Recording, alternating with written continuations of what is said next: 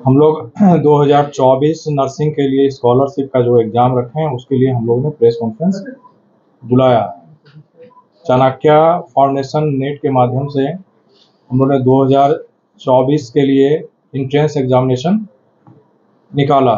इसका date start हुआ है 8 अप्रैल 2024 से। आप चाणक्य फाउंडेशन .NET पे जाके आप अपना इंट्रेंस एग्जामिनेशन का फॉर्म भर सकते हैं।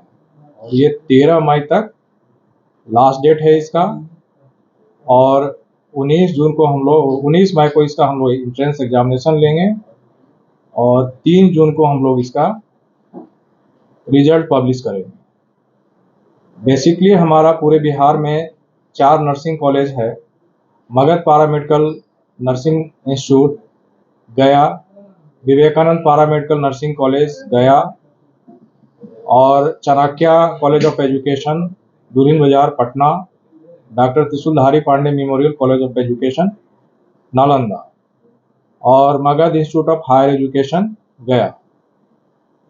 हमारे यहाँ ANM, GNM, BSc nursing, post basic BSc nursing, ये सारे कोर्सेज अवेलेबल है। और इन्हीं कोर्सेज में हम लोगों ने इंट्रेंस एग्जामिनेशन के लिए फॉर्म निकाला है बच्चों के लिए।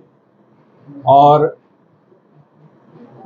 फार्मेसी में diploma in pharmacy, bachelor in pharmacy, ये 2 कोर्स का हम लोगों ने फॉर्म निकाला है फार्मेसी के बच्चों के लिए।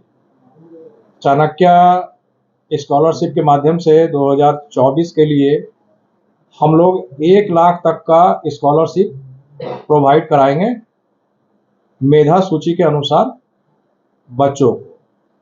और आप 2018 से पहले आप देखते होंगे बिहार में तो नर्सिंग स्कूल की घोर कमी थी। यहाँ नर्सिंग के सेक्टर में साउथ के ही सारे स्टाफ्स आज भी मौजूद हैं बिहार में।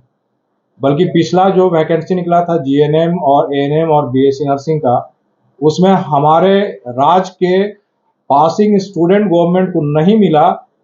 इसके चलते बाहर के राज्यों का स्टूडेंट यहाँ आकर के नौकरी कर रहे हैं। तो हम लोग ने ये देख करके कि भाई हमारे राज्य में बाहर के राज्य के आकर के लोग यहाँ नौकरी कर रहे हैं, और हमारे यहाँ से जो स्टूडेंट पढ़ने वाले हैं वो बाहर जा कर के पढ़ रहे हैं, उनको वहाँ बहुत कठिनाई का सामना करना पड़ रहा है। ये सब देखते हुए हम लोगों ने यहाँ नर्सिंग कॉलेज स्टार्ट किया है और कोशिश किया है कि बिहार राज्य के लोगों को जो बाहर में व्यवस्था मिलती थी उससे अच्छा व्यवस्था हम लोग यहाँ देने का कोशिश कर रहे हैं, और हमारे स्टूडेंट इससे संतुष्ट भी हैं। सबसे बड़ा इसका कारण है कि ये सारा कुछ मैं खुद ही मॉनिटरिंग करता हूँ।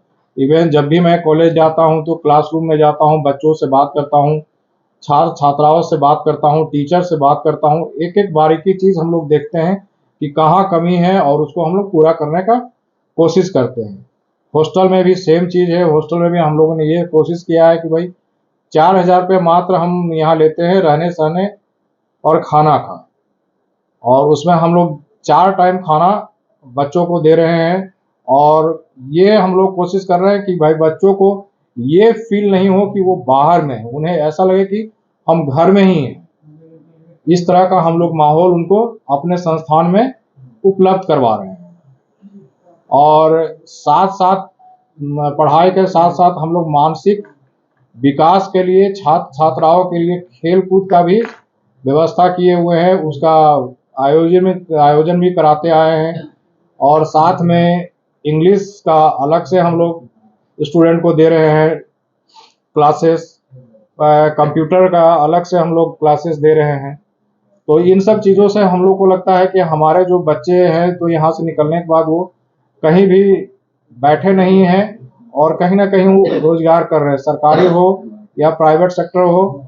नर्सिंग और फार्मेसी के सेक्टर में बहुत ही मात्रा में रोजगार उपलब्ध है बिहार में। बिहार के बच्चों को यहाँ से कोर्स करने के बाद किसी अन्य राज्य में जॉब के लिए भटकने की आवश्यकता नहीं है। हमारा राज्य में ही उन्हें जॉब मिलेगा, सरकारी सेक्टर में भी मिलेगा और प्राइवेट सेक्टर में भी मिलेगा। और हम लोग ने 2026 का एक अपने जो हमारा मैनेजमेंट टीम है, मैनेजमेंट टीम ने एक रोड मैप तैयार किया है 2026 तक के लिए कि 2026 तक हम लोग अपने संस्थान में 4 से 5 हजार लोगों का हम लोग यहाँ पे जॉब देंगे। 4,000 से लेके 5,000 लोगों को हम अपने ही संस्थान में जॉब देंगे। इसका सारा रोड मैप हम लोगों ने 2026 तक का तैयार कर लिया है और हमें नहीं लगता कि हमारे यहाँ से जो छात्र छात्राएं हैं उन्हें कहीं भटकने की जरूरत है। 2026 तक तो 4,000 स्टूडेंट भी हमारे यहाँ से नहीं निकल पाएंगे, मुश्किल से 1,000-1,200 निकलेंगे। बाकी जो है वो हमें बाहर से आउटसोर्सिंग करना पड़ेगा। Rajesh Kumar, Magadh group of institution chairman.